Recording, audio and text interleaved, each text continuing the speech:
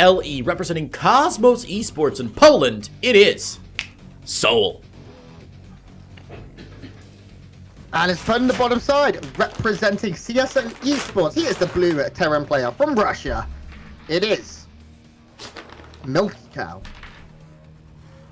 Grant, can you tell me what you know about CSO Esports? That's a new Very logo. little. Yeah. But I'm also surprised because it's an Archangel Gaming logo there. Do you have that? No, I've got the CSO. Okay, that's fine. So what the people see is just the CSO one. Good. So CSO, yeah, they've been around a while. I think they have just got a new logo. A team based in the CIS region, as far as I know. CIS also having players such as, I'm trying to remember. No, can't think. And I can't find the Wikipedia right now. But anyway, MilkiCow, the star right now, sitting here on this team in this event. Not worked out for him so far. So, what have we got so far? He's really struggled, man. And it's tough to see because, you know, MilkiCow's a good, young Russian player. One of those stories where I feel like there's a lot of promise in the player and you just don't know how far they're going to go. I'm strongly reminded of beginning of this year even, with Clem and Denver, where both of those players at the beginning of the year, the end of last year, were sort of poised to be top tier players, and we weren't really sure who was going to come out on top. Obviously, looking back, Clem has had a little bit more success than Denver has overall, and I feel like that's always the case with these young players. When you get a couple new players in, you're like, all right, which of these players is truly going to rise to the occasion? And MilkiCow right now just hasn't quite shown that prowess that we were really hoping for when he sort of burst onto the scene a little while ago. Yeah, I agree with that. This is his first time qualified for one of his premier events, and it hasn't worked for him, but we've seen a few players qualify for the first time and not manage to keep it together. So it's not massively concerned. I'm not massively concerned here for MilkiCow. He has plenty of opportunities in the next couple of years to improve and get it going. This game, we did see him go for a quicker CC. SouL got a very early factory and is adding on his starport earlier as well. Both players will end up in about the same position. We have a Widow Mine being produced right now by MilkiCow. Meanwhile, souL already has that Hellion out and will probably be moving across the field. He does have the extra Reapers. This is already a problem right now, actually, because these two Reapers are going to be able to pick up a couple of workers, going to regen a little bit as well, and then maybe even turn around. Some nice Reaper grades as well. SouL keeps them alive. SouL is now at 3 workers already. He's going to get the Reaper as well. As long as this Widowmine doesn't get a big hit, SouL could be in a position to really start snowballing here. Very strong timing there from MilkiCow, fortunately, getting 2 of his Marines out just as those Reapers were about to put the final blow on one of the other Reapers there. Of course, Marines do slightly better DPS than Reapers do, but you got to do a lot more than that. Great surround there from MilkiCow. He's going to be able to clean things up there, but SouL's going to lose both those Hellions, or both those Reapers, rather. But 6 SCVs in the backside of this puts SouL in just a beautiful position this game, Grant. I don't see a whole lot that MilkiCow can do now, besides sit back, try and macro, and do his absolute best to make that happen. Yeah, I mean, we're already looking at an 8-worker deficit in a match where they're doing about the same thing here. Neither player has had a massive tech deviation. We can see there that they're both currently looking at about a 1-1-1 here. We've not seen any extra wrecks or anything go down just yet. MilkiCow is going to move out with what he has, but if SouL was to cross this relatively effectively, then he's going to be able to move across the map and really find some damage. This is a bit of desperation here. MilkiCow does need to find damage. SouL currently sitting on his ramp, but if he can catch his Widowmine even early, I like the Widowmine positioning. That's actually really cute in the shadows there. SouL has a tank, though. You can't push him with bio against this. Yeah, one big mistake from SouL here, Grant, is that he doesn't have any shield batteries down. And that would be a huge boon to him if he was able to get some shield batteries down to really heal the shields up on those units. So it's going to be a mistake that he's going to regret, obviously. Wishes he was playing Protoss right now. Cyclone lock onto that medevac, though, is really nice. Going to terrify the crap out of MilkiCow. If that full medevac goes down, Grant, this game is just OVERR over. He's got to be much more cautious. Yeah, SouL is sitting up 10 workers now. He's not stopped worker production throughout all of this, whereas MilkiCow did hesitate a little. And we can already see the third CC going down from SouL, who is so comfortable in holding this pressure that he's going to pull ahead macro as well as winning the micro fight. We do have a drop coming in. This may find a bit of damage. A couple of workers do go down, but a tank coming in. Widowmine as well gets another one. We see 1 worker in total, actually. It's not good enough, I'm afraid. And we also have SouL with the Raven and the Cyclone. The Cyclone going to get the lock on. The Raven going to hit the anti-armor missile as well. Actually, odd because the Cyclone is a spell, right? So anti-armor missile doesn't affect it because it does a base amount of damage. I wonder if that was supposed to be an interference matrix, maybe to prevent the drop from happening. Quite might have been possibly. I think you're right, Graham. Yeah, it didn't matter. He killed it, right? I am right, Grant, because I'm amazing at casting StarCraft, and I'm so smart. You wouldn't believe how good I am, Grant. Couple more tanks coming down to the low ground here, and with the tanks, even with the tanks unsieged, they're still gonna push this away. I mean, the Raven from MilkiCow doesn't even have enough energy for an interference matrix right now, so he's gonna have real trouble deciding what to do with this. As you're just showing us there, the third base finished up for souL now, and really souL can just push out and pretty much crush through. MilkiCow should have a couple tanks sieged, or one tank sieged up back home, second tank about to pop out, so he might be able to defend against this push. But I'm amazed to see MilkiCow still out on the map, Grant. Why is he spending so much time in the middle of the map? I think he's just trying to pretend he's a bit scarier than he is at this point. Raven is not going to get targeted here on one.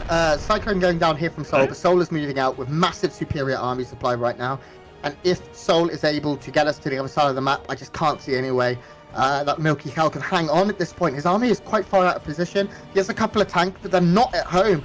And souL is going for the old wrap around, slap around here as he moves down to the south. And if he can get to siege up within the natural, this is going to be very scary. We're getting into a kind of a base race here. souL has now seen MilkiCow's army placement. He doesn't have anything really at home. Are there any tanks at home for souL? Nope. Yes, one. Okay. Got one, but yeah, just popped out there. MilkiCow's coming home. This isn't good. MilkiCow should have gone for the trades, I think, in this scenario. I wouldn't have liked the base trade, but I like even less him trying to fight into tanks that are sieged up between his main and his natural. I mean, he's gonna spread these Marines, pull the SCVs from the backside here, try and draw the tank fire out of the Marines, but there are plenty of Marines out for souL right now. MilkiCow's just gonna go ahead and dive. The tanks refocus firing on the Marines, though. Auto turrets everywhere right now. Even if souL gets completely cleaned up, Grant, MilkiCow is absolutely gonna get destroyed.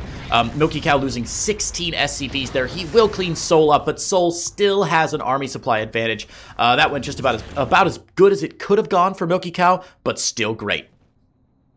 Yeah, I mean, souL right now is sitting at 62 workers to 35. Of course, he has a backup army. He's even getting a bunker to make sure he doesn't lose to anything.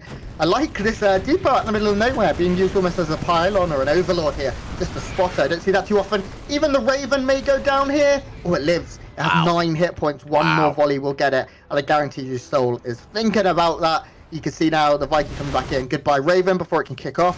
I keep forgetting I'm reserving here. And now we can see souL is going to chase down, take down the tanks. And unfortunately for MilkiCow, I think this will be GG. Every unit starts before he drops the turret. That will fall. The Liberator may get the final say here, but it does not. Barely gets out there. GG is too late. souL picking up that one.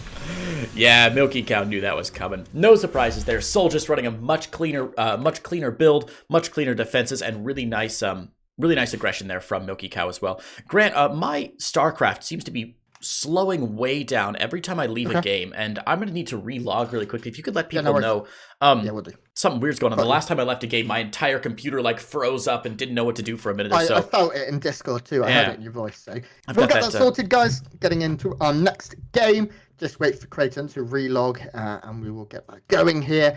So souL with an easy map 1 win, I think it's fair to say. Just managing to snowball off a very early advantage and close that one out. Not to be unexpected here. Yep. All right. I literally just left game now, so let me relog really quickly, and I'll restart here from game number 2. But as you said, souL 1 game up, I believe. Wow, goodness gracious. souL 1 game up, and it's going to be tough now for MilkiCow to come back. Already at 0-11 map score, Grant. At this point, would a map win even be a victory for MilkiCow, or would it just be like avoiding shame? I guess.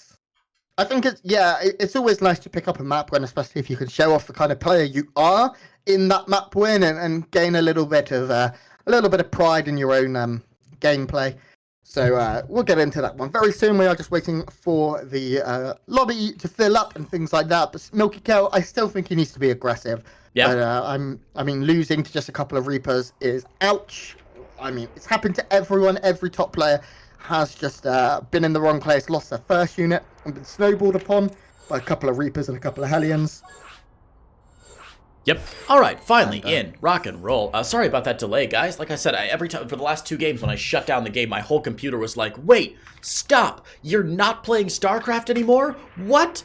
It was terrifying, so who knows what's going on. But we are now in Oxide LE. If MilkiCow's more aggressive this game, Grant, I think you're right. I think he may have a better shot Do you see a specific aggression that you'd like to see from MilkiCow? Does he need to go full triple proxy racks, mass, marauder, whatever? I mean, something crazy?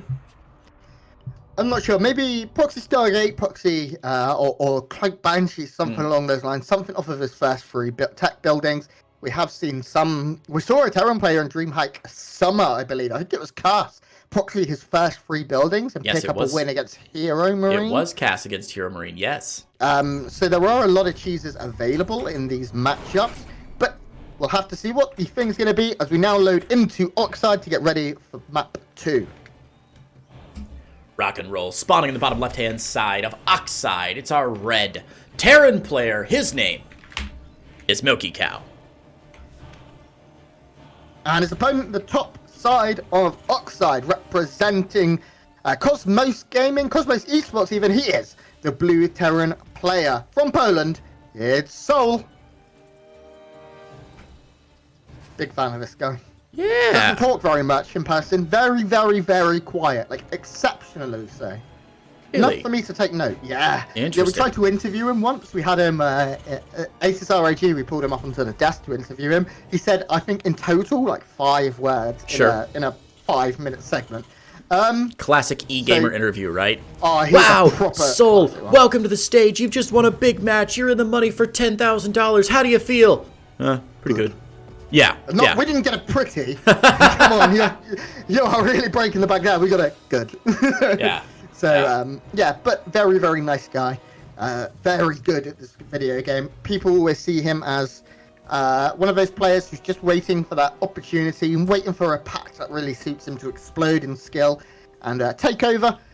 This patch, not just yet, this event not been it for him, but generally he is someone who expects to make the bracket stages here. MilkiCow, still in the early stages of his career. And this game so far, everything is normal. Nothing exceptional going on here. We have a scout from MilkiCow coming out.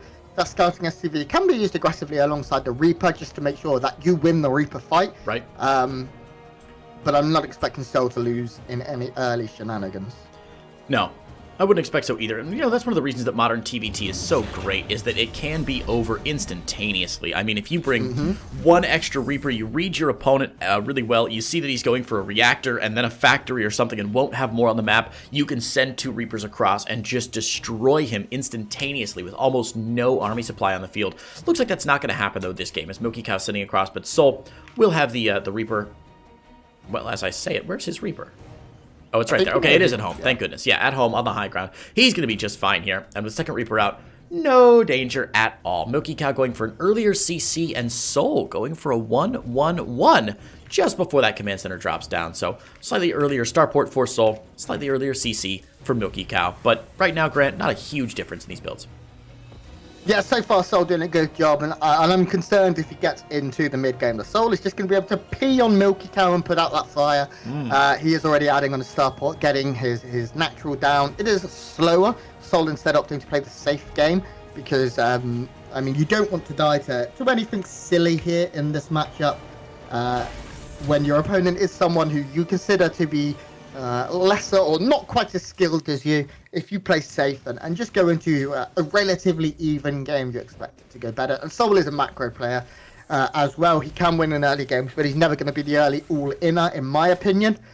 You see so far a Liberator coming out from souL, looking to get some harassment done. Nice scout here from MilkiCow, does get in and see that there is no add-on on the starport. We'll be prepared for that Liberator coming up. Yeah, before the game, Grant, you were saying that MilkiCow's best choice to win this game was to go a little bit more aggressive and try something earlier. It looks like his build so far has been a bit more economic in nature, a bit more passive. We see him getting that Raven. Whoa, pardon me, not getting the Raven. Going for the Cloaked Banshee. Okay. Yeah. A little bit of an unorthodox play there. Normally you'd see a Raven out first in a TVT, but he's also going to go ahead and grab the Tech Lab onto that factory, meaning either tanks if he wants to be more defensive, or Cyclones if he really wants to put that pressure on. So with the Cloaked Banshee out, is that the kind of early pressure you had in mind from souL or from MilkiCow, or is that not going to be enough? Cloaked Banshee is always sketchy because your opponent generally is going Raven, but if you catch him out of position, if you have 2 Cloaked Banshees, it doesn't matter because the Raven will have to move in range, the rest of your units will have to move in range to kill the Cloaked Banshee. And you can pick up 5, 6, 7 worker kills, and as we saw in game 1, that is enough. MilkiCow, unfortunately, there forced to pull his units as a couple of units here from souL already getting in. souL as well has that Liberator, getting a lot of kills early. These units in the front, of course, are going to be safe for now, but look where they have to go. This is going to take such a long time to clear, and this is going real bad here for MilkiCow. Real bad. Yeah, MilkiCow taking a long time to reposition his army here, trying to find that weak spot where the Liberator is, but Reaper Grenade is going to buy him so much more time here, and that means the Marines can't engage here. The Marines running through the Liberator fire again. 5 SCVs going down, Grant, in addition to a fair amount of the army here. Those were really amazing grenades from souL. Yeah, these grenades just buying so much time, stopping the DPS, and now souL's just going to retreat. He may lose those units on the ground, but guess what? The Liberator is going to head into the main. It is going to get to siege up. There is a Cyclone that will eventually take it down, but a few pot shots, no doubt here.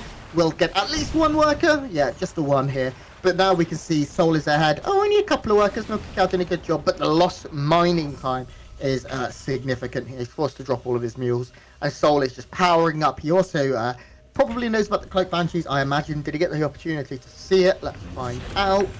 No, okay. So that's nice here for MilkiCow. If he can make it happen. souL for now sitting very safely. Then missile turret scan coming in, does see that double Raven though. It's so hard here. The Marines, of course, do have to rotate, and we should have the Banshee hitting in the back. So an opportunity for some harassment here from MilkiCow, and it needs to stick.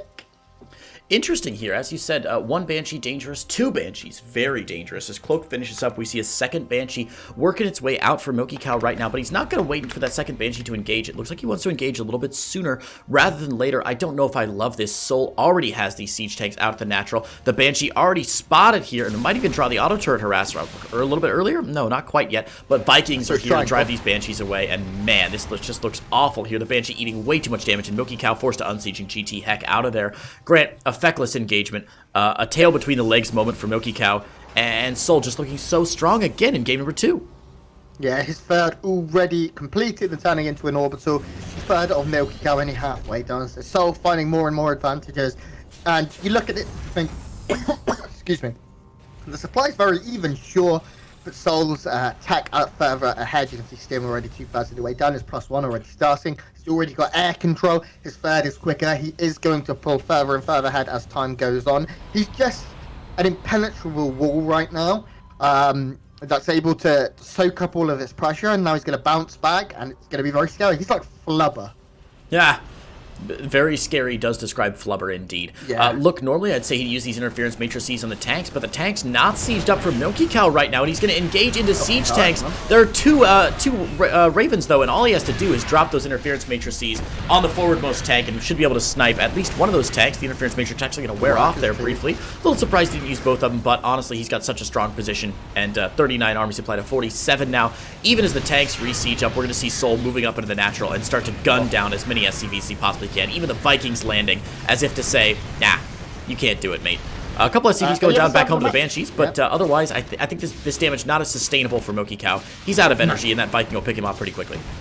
Yep, and this position is still untouched here for souL. He's winning the fight in the air as well. He still has Ravens alive. Does look like he will finally be cleaned up in the air, but he can just pick up these Vikings. There's only one. Okay, souL may be getting a little bit cocky here, starting to lose a couple of his key units. It looks like the fight in the sky is going to go over to MilkiCow, but MilkiCow is stuck outside of his base. I like it, even landing the Viking. Go on, go kill some Marines. Oh, blows up. Okay, so MilkiCow now going to counter-attack, or at least attempt to, but souL has so much. This Viking, a little bit far, these unsieged tanks as well. Kind of DPS, there's not that many Marines here. Going to see the Vikings land and try and take the ground fight. Reinforcements coming in right now from souL. souL is going to crush this fight, unfortunately. Stimming forward now, catching some of these units. His +1 is 5 seconds away, and as that happens, I think we'll see souL commit further to an attack here. And I just don't know what MilkiCow can do. He's down 30 supply, Creighton. Yeah, MilkiCow briefly had the air control for just a moment, which was really nice, and then souL was like, oh, you've got a Viking and I only have one? Okay, I'll just land my Viking and do more damage on the ground than I could ever do in the air. The tank goes down, and so do MilkiCow.